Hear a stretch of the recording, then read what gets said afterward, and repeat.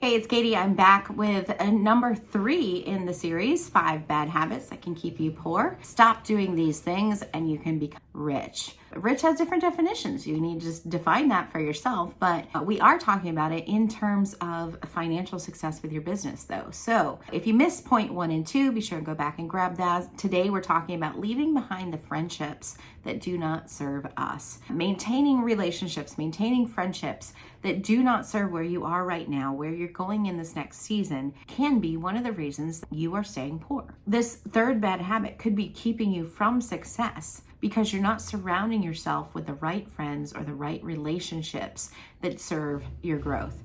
Negative influences can drag us down. They discourage us. They keep us from pursuing the dreams that God is putting in our hearts. We all understand this, but if you want to take it back to scripture and find out what God says, Proverbs 13:20 says, "Whoever walks with the wise becomes wise, but the companion of fools suffer harm." Right? Proverbs 1:7 says, "The fear of the Lord, the awe of your God, is the beginning of knowledge, but fools despise wisdom and instruction." Are the people you surrounding yourself with people who have an awe of God, who look for wisdom and instruction, who love knowledge and learning new things and applying them? Proverbs 10 says that the fool is someone who leads other people astray, who rejects reproof, who conceals hatred, who has lying lips, who utters slander, who is a gossip. That is a fool. Are you hanging out with the fools or are you hanging out with the wise?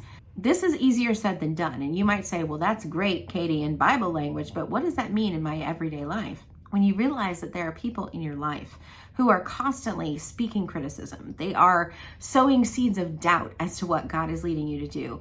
They shrug off or belittle your successes instead of celebrating with you. When you share a win, they're quick to point out your weakness or that one flaw, what wasn't perfect. You know the ones. You're probably thinking of them in your head right now as I'm speaking.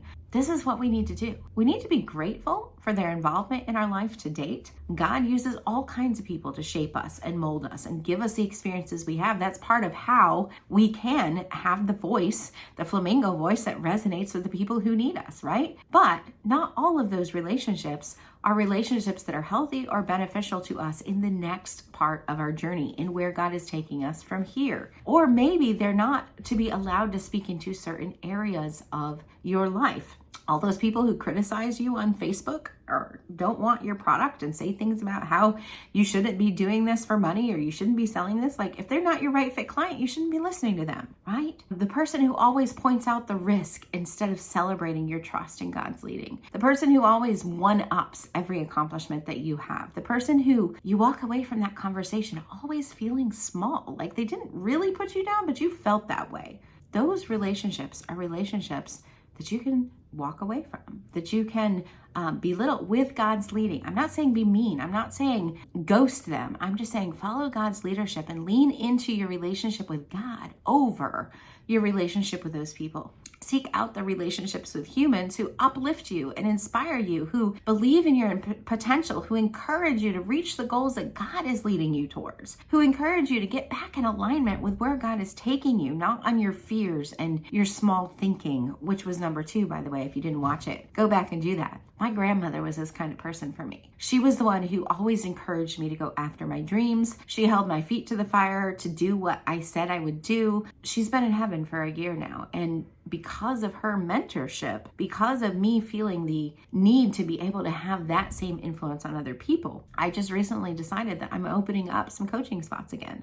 Haven't done one-on-one coaching in years, but we are opening up some limited time coaching. And if you're interested in that, of course, contact me, get in touch. Let's talk, see if it would be something that could benefit you. Let's talk about those possibilities, because you need to surround yourself with the people and the relationships and the support of those who will keep you on track, not get you off track, who will encourage you, not discourage you, who will uplift you, not put you down, who will speak life to you as you seek to follow the Lord's leading in your business. If you need somebody like that in your life, reach out and let's talk.